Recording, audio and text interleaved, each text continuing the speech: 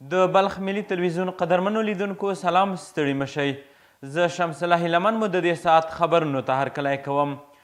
د بلخ ولایت د مستوفیت مسؤلین د دغه ریاست په عوایدو کې د پام وړ زیاتوالي خبر ورکوي او وایي چې د 1401 هجري لمریز کال له پیله تر اوسه توانېدلي چې له ټاکل شوي هدف څخه 10 سلنه زیات عواید ترلاسه کړي.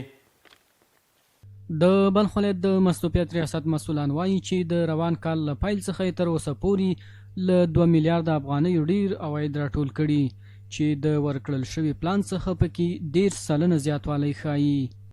بیش از 2 میلیارد و 128 میلیون افغانی سے ما عواید جمع کردیم که تقریبا 484 میلیون و 529 هزار ما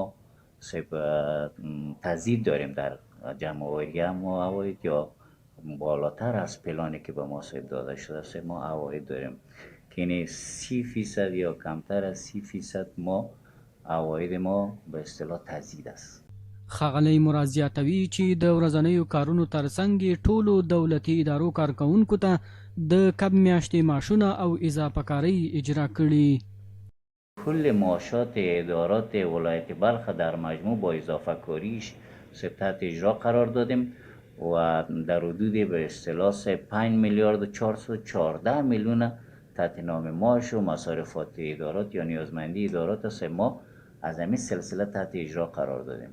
د یادونې وړ ده چې د بلخ ولایت د مستوفیت ریاست کې څه باندې 2,500 کسان کار کوي چې د یاد ولایت په ادارو کې تر ټولو ګڼ شمیر مراجعین لري. د مزار شریف ښار د اومې ناحیې مسؤلین وایي چې په روان کال کې د 3 کیلومتره سړکونو په پخولو سربیره د دې ادارې له بېلابېلو څانګو څخه څه باندې 10 میلیونه عواید ترلاسه کړي دي. د مزار شریف ښاروالۍ اومې ناحیې امیر وایي د روان کال له پیل څخه تر اوسه پورې له کرایو، جوازونو، صفایي او ټکس له درکه له 10 میلیونو افغانیو ډیر عواید راټول کړي او د یادې ناحیې په 4 برخو کې د جغل اچونې پروژې هم پلي کړي. مجموعاً عواید ما از سال 1401 تا 1402 دیگه تقریبا چند روز باقی مانده اضافه تر از 10 میلیون است. شامل صفایی ملکیت ها می باشه و جواز کار و کرایه موقت می باشه. همدارنګه ښاغلی حماد زیاتوي چې سږکال یې په خپله ساحه کې څه باندې 1500 نیالونه ایښي او له خلکو څخه غواړي چې دغه نیالونو ساتنې ته پاملرنه وکړي. مجموعاً در سطح ناحیه هفتم مقدار 1500 است. یعنی حال اینجا ما همکاری مردم غرض کردیم و تقاضای ما هم از مردم همی است که درباره حفظ و نگه داشتن نیال ها و درخت های مثمر و غیر مثمری که در مردم توزیع کردیم باید مردم در حفظش با همراه ناحیه هفتم همکاری بکنن. د یادې ناحیې مسؤلان وایي څه موده وړاندې د حبیدات دفتر په دې ناحیه کې 2 کثافاتدانۍ هم د سیمې خلکو لپاره جوړې کړي. او د مزار شریف ښار یو شمېر آهنګران د پسرلي په رارسېدو سره د خپلو تولیداتو د خرڅلاو په بازار کې له زیاتوالي خوښي څرګندوي او له هیوادوالو غواړي چې د بهرنیو تولیداتو پر ځای د کورني تولیداتو څخه ګټه واخلي.